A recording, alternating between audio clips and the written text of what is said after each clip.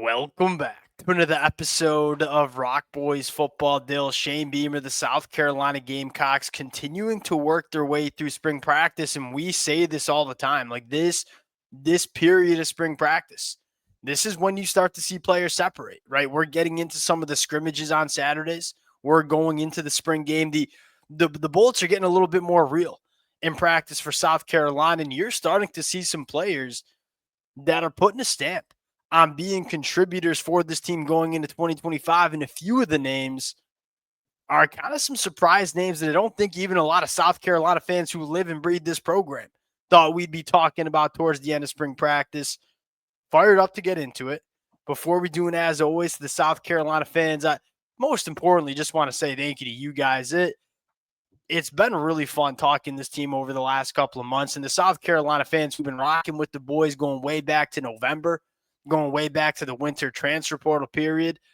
We appreciate you guys. If y'all do enjoy the content, consider subscribing to the channel. And Dill, it sounds like Shane Beamer and South Carolina are going to get a little bit aggressive in this spring transfer portal window. So that's going to be a really fun next couple of weeks to talk this program as well.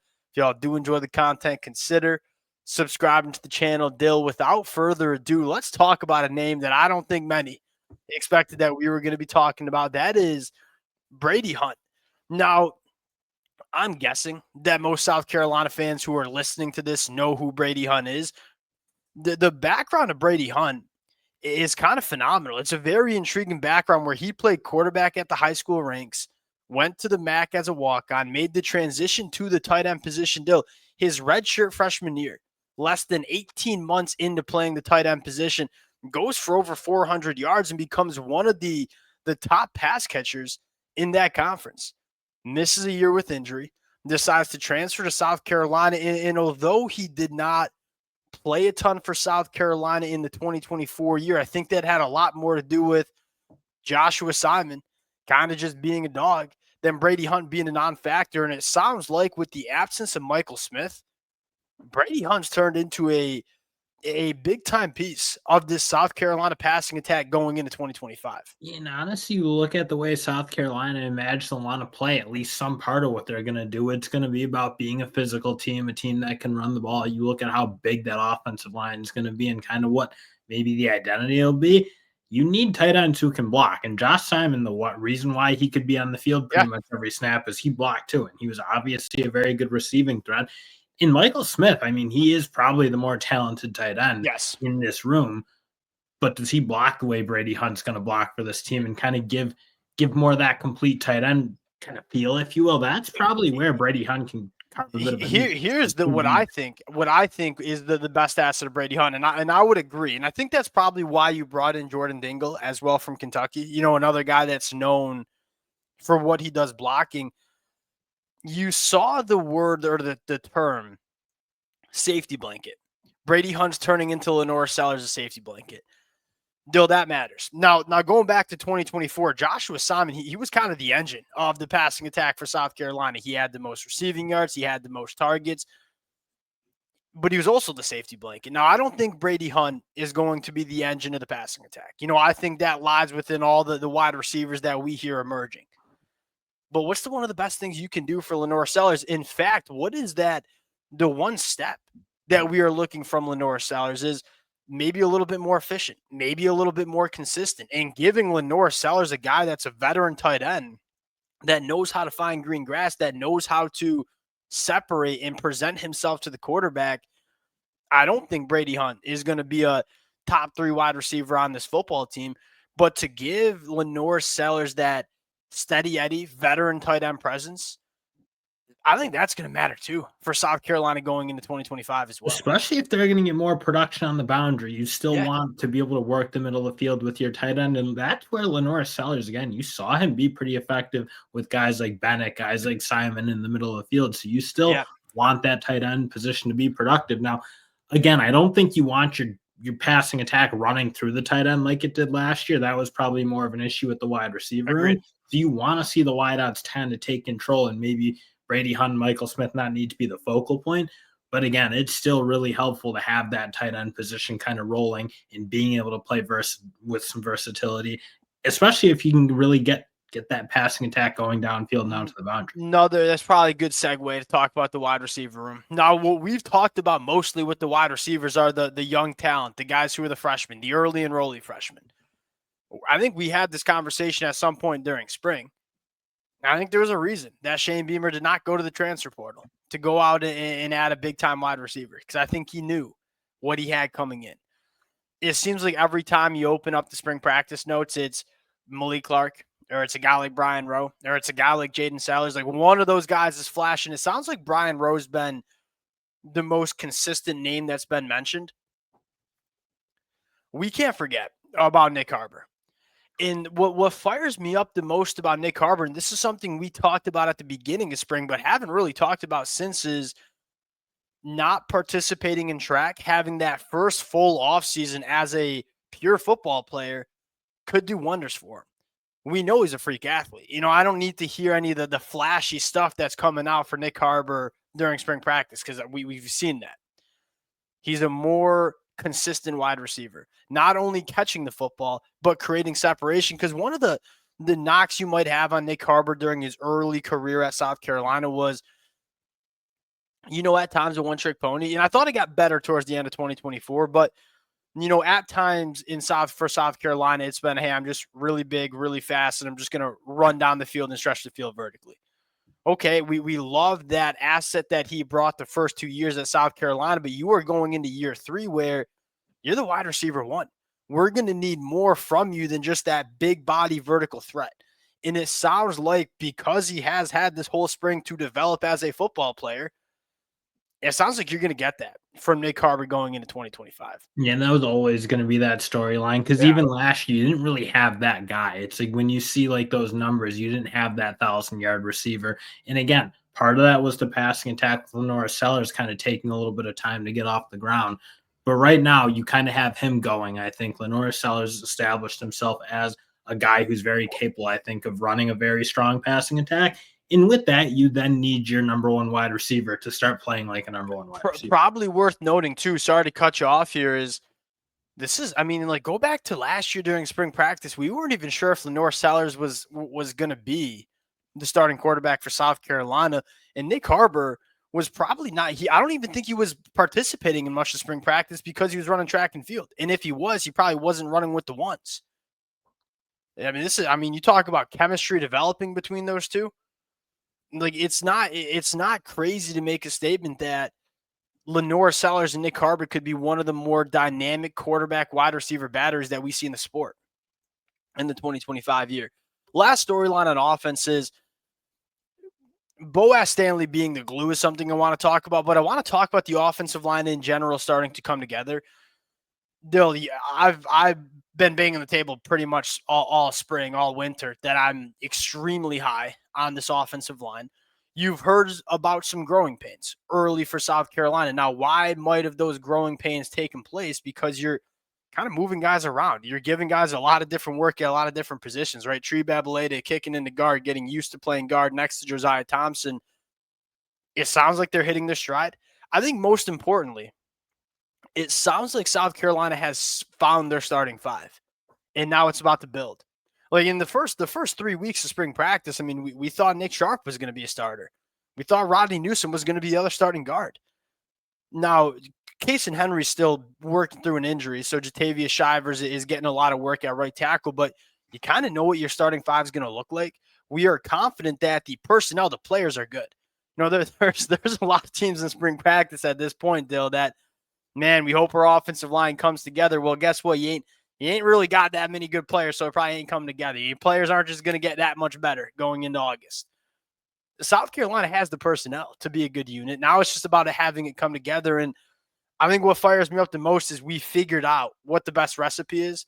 Now we got to just get that starting 5, a lot of work together, and have them emerge as a good unit in 2025. And that's not really been something I feel like South Carolina's had the luxury of having under Shane Beamer for most of his tenure. It's always felt like a bit of a rotating cast. Yeah. When he first got there, the guys just simply weren't good enough. I think that was just like, even if they were coming, they had an experienced line, but they just were not great players.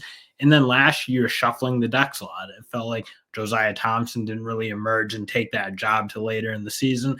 you were shuffling a fair amount. I think this year, again, you look with the amount of continuity coming back, being able to plug some holes from the portal, add Yep. some spots needed to plug. I'm kind of with you. I think that's such an important thing for building offensive lines. And again, South Carolina just hasn't really had that opportunity to do it because they just haven't had the players. Right Yeah, now, they do yeah. have the players. And it's a deep unit too. Boaz Stanley. I remember when he committed to Troy and didn't get a ton of attention, even from the South Carolina fans. Because they got attention maybe because of the name, but outside of that, it was like, all right, we're not really sure. He's coming from Troy. What's he gonna bring? Is he gonna make the jump to the SEC level? Dill, it sounds like he's coming in and really locked down the center job, and that having a veteran center, especially for still a young quarterback, and apparently he's smart. Like he just knows what he's doing. And Dill, you go back to his time at Troy. He started his season last year at Troy at tackle. He wasn't a very good tackle. I'll tell you that. I watched a few of his games earlier. He wasn't that good of a tackle. Makes the transition to center in the back half way better at that position. Having that veteran who's seemingly kind of being the glue of the offensive line, kind of fires me up too. The second biggest storyline for me that's coming out after that scrimmage Saturday was the interior of the defensive line. Now, I want to be very clear. I think this is still a position of concern for South Carolina. And I think a lot of South Carolina fans who follow this program pretty damn closely know it's a concern. You've heard really good things from Gabriel Brown-Ladindi pretty much all of spring practice. And Dill, I just personally, like having followed this kid out of high school, so excited to see what he can be in 2025, like first healthy offseason. But the other name is Monkel Goodwin, probably having his best spring practice that he's had at South Carolina. Why is that important? I don't think Monkel Goodwin is going to start for South Carolina. In fact, I would expect South Carolina to go out and grab ideally a legitimate difference maker in the middle of that defensive line, at least one, maybe two. But guess what? Monkel Goodwin, he was a rotational guy last year that played around 10 to 15 snaps a game. Well, that rotation, he's going to be asked to play a little bit more. It's probably going to be 20 to 25 snaps a game. We need good reps from Monkel Goodwin if we want to make a run in November and December. And he's a guy you started to see it like again, he wasn't like a not dependable player for South Carolina. It's like when he came on the field, like was he Sanders? Was he Hemingway? Like No. probably not really at their levels, but he wasn't a guy who was coming in and like, oh, this is like a noticeable drop off. He's a major liability. Teams can move him around and he's just not giving you much. But he is still a guy like, can he turn that corner at some point and kind of be a bit more impactful? Because that wasn't really his MO. It's not like he was a game wrecker by any means, but like again, that is a position you definitely need some development. I think you have guys like Barron Goodwin coming back. Like, can one of those step up and be a little bit more of a starting caliber guy rather than just a depth? Here's what I'm looking for Monkel is, look, he's not gonna have the pass rush production that TJ Sanders had, right? We got to stop the run. That's my biggest concern. Look at South Carolina and say, is the pass rush going to be as good as it was last year? No, probably not when you lose Kyle Kennard and TJ Sanders. You still have Dylan Stewart, who is one of, if not the best pure pass rusher in the sport. You have Brian Thomas, who sounds like he's having his best spring practice. And really, I've said it all spring. I think he's one of the more underrated players on this football team. All the attention went to Dylan Stewart and Kyle Kennard last year, rightfully so. Brian Thomas gave a lot of good reps for that South Carolina defense. But how do we get our pass rush going? You got to be able to stop the run. You still have to continue to get these opposing offenses in those third and long situations. That's where Monkel Goodwin comes in. He's kind of a stouter, low center of gravity, low pad kind of guy. I just need you to be a force against the run. Dylan Stewart and company will take care of the pass rush production, but we need you to emerge as a run stopper. Last storyline, Dill, Sean Murphy, starting to put it together in the South Carolina defense. That's another position that I think you're more confident than you were to start spring about, because you've heard some really solid things about a guy like Fred Johnson. But it's still a position that's a question mark because you don't really have a ton of returning. You don't have any returning production, really. But what makes me a little bit more confident in this unit as opposed to the defensive lines, you have the bodies. Like, in the middle of the defensive line, I'm just not sure if you have enough bodies, enough SEC bodies. And linebacker, Fred Johnson, Sean Murphy, Justin O. Sean Murphy coming out of high school was a top 100 national prospect, and for a good reason. He was a put-together, solid athlete coming out. has struggled with injuries. Healthy spring, starting to emerge. It's another question that I'm not sure if I'm ready to check off, but you're starting to feel better about the linebacker room, which I think matters as And well. at this point, I think you're hoping Sean Murphy sets a decent floor for this unit. Because Yeah, again, agreed. I think your best two, if Fred Johnson and Justin O can Yeah, get rolling, that's probably the agreed. two that if I see them pop out their first game Yeah, this year, that'll excite me because those two I think are they're the NFL bodies. Justin O especially, I think he can be a real monster if he starts to put it together. So agreed. but Sean Murphy, again, when you're talking about the production that they lost or have returning, they basically have nothing. And Sean Murphy is the only guy who's really played a decent amount of football throughout his career. Now, again, it's been relatively inconsistent, but hopefully if he just gives you something steady, then at least you have your floor. But I still like to hear Justin O and Fred Johnson be the two. I think a lot of South Carolina fans would agree with that. I feel like we go back to last Saturday, and it's like, okay, the defensive line's a problem. It's nice to hear them have kind of a bounce back scrimmage. I think it's still a question mark, but I feel like you're answering some questions as we close down spring practice for South Carolina. Kind of interested to see how active we get in the transfer portal. We'll close it out there. Appreciate. I guess the secondary is going to be good. That's the consistent feedback. This unit's going to be solid. Appreciate you guys rocking with it. If y'all do enjoy the content, consider subscribing to the channel. Spring game Friday night. Really very excited to hear what we have coming out of that. Appreciate you guys, and we'll talk to y'all later. Peace.